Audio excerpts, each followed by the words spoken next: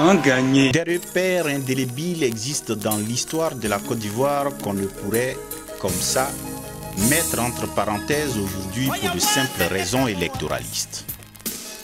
Ces deux livres renferment des éléments très importants qui nous empêcheront de tourner en rond chaque fois qu'il s'agira de parler de notre chère patrie, la Côte d'Ivoire. Les chemins de ma vie. Écrit en 1999 par le président Bédié quelques mois seulement avant le premier coup d'État qu'il a emporté le 24 décembre de cette même année. À la page 138 de son autobiographie, M. Bédié, encore au pouvoir pendant cette période, écrit ceci, parlant de la gestion de Alassane Ouattara. Lisez avec nous. Je me rappelle encore de sa profession de foi des 100 jours, mais dans les faits, le déficit n'a cessé de croître jusqu'en 1993, en dépit des sacrifices consentis par les Ivoiriens. Le Fonds monétaire international avait même arrêté la poursuite du programme. Et en accédant à la magistrature suprême, j'ai hérité d'un déficit intérieur de 1200 milliards de francs CFA. À cela, il fallait ajouter la dette extérieure qui se montait, elle, à 18 milliards de dollars. Le déficit global s'élevait alors à 9200 milliards de francs CFA et se présentait comme un obstacle insurmontable. D'autant plus que nous étions dans une conjoncture de récession qui avait considérablement réduit nos recettes fiscales. Revenant à l'homme lui-même, Henri Konan Bédié affirme, lisons. De toute façon, il était burkinabé par son père et il possédait toujours la nationalité du Burkina Faso.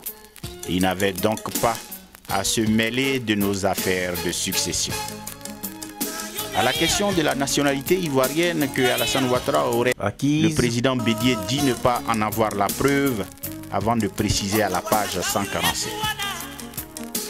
Le président Oufoué lui avait accordé un passeport diplomatique quand il avait des difficultés avec les autorités du Burkina Faso.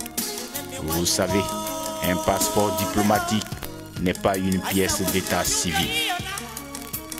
Mais pourquoi M. Bédié était-il si sûr de la nationalité burkinabé de son allié d'aujourd'hui?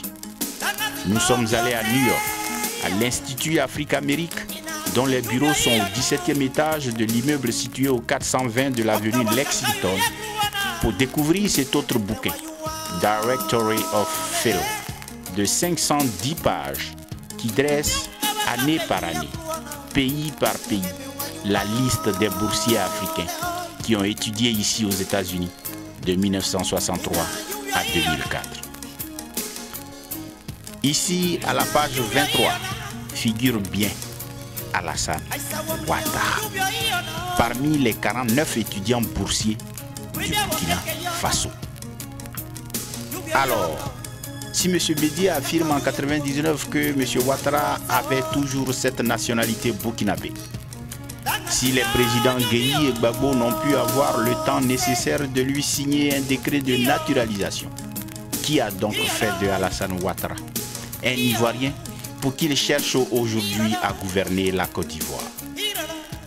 Qu'est-ce qui a bien pu se passer pour que M. Bédié demande aujourd'hui aux Ivoiriens de remettre le destin de leur pays à cet étranger mauvais gestionnaire, comme il l'avait qualifié lui-même?